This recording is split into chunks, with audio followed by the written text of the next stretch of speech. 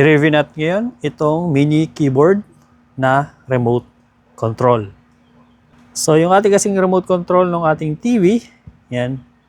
So, accidentally, yan, nasira. Kaya medyo nagluloko na ng konti yung kanyang mga button. Pwede na mga ayusin siguro, bubuksan ko siya.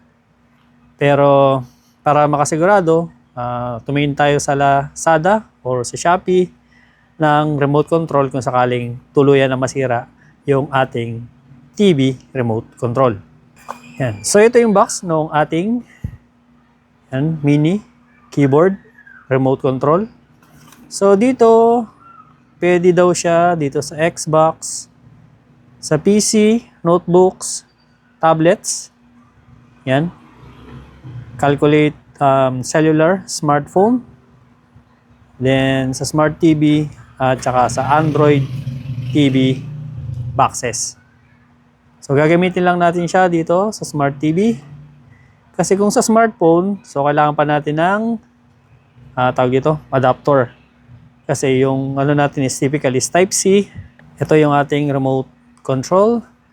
Dito sa likod, natin siya bubuksan para sa kanyang battery. So yung kanyang battery is yan. It's a BL5C.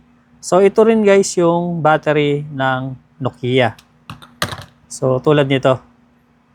Yan, kung may Nokia cellphone kayo, yan yung battery niya is BL5C. So, pwede nyo rin siyang gamitin dito.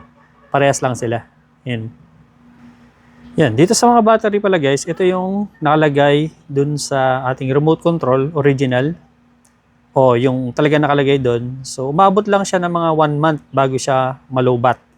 So, dito naman kay Nokia, umaabot siya ng mahigit 1 month. So, hindi lang ako sure kung bakit. Pero baka genuine siguro to. At ito, medyo underrated. So, hindi natin sigurado. Pero dito, sa ginamit ko itong Nokia na battery, so medyo mas tumagal siya kaysa dito sa nakalagay dun sa ating mini keyboard na remote control. So dito sa likod, yan, dito natin linalagay yung battery. So meron din siya para dun sa AAA battery. Ang problema kasi, wala siyang hindi siya nilagyan ng mga wirings para dito. So wala yung mga, tawag nila yung mga plate.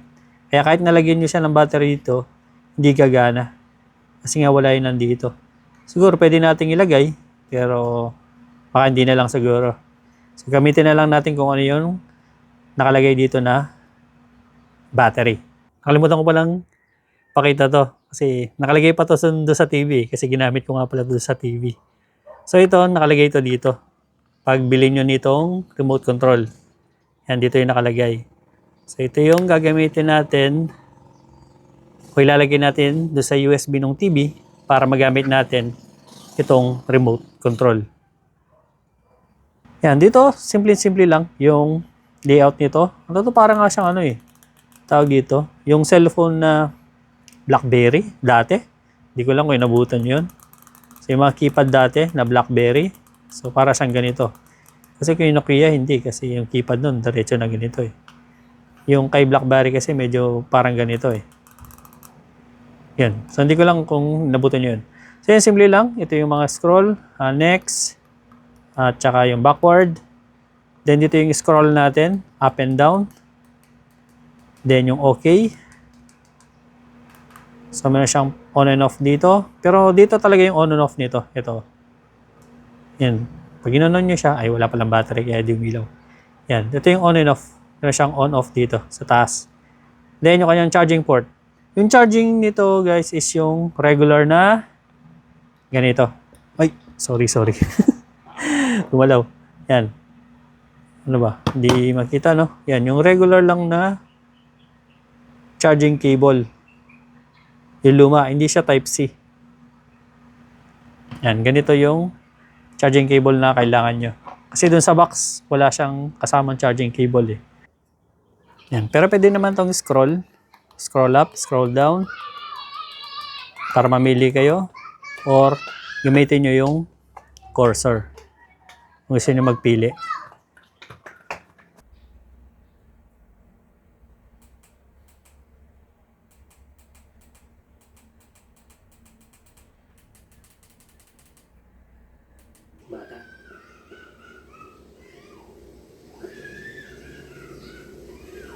kasama dito yung kanyang remote control. So ito guys is nabili natin siya ng almost 200 pesos. Hindi ako nagkama, 190 pesos. So ginamitan ko siya ng mga voucher.